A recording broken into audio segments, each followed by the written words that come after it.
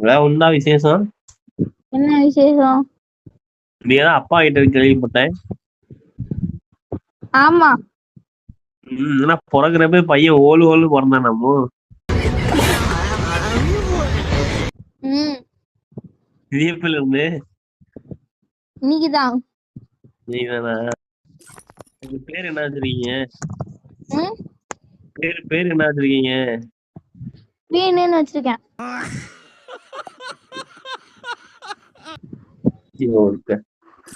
ஆம்பளை பையனா பொம்பளை பிள்ளையா?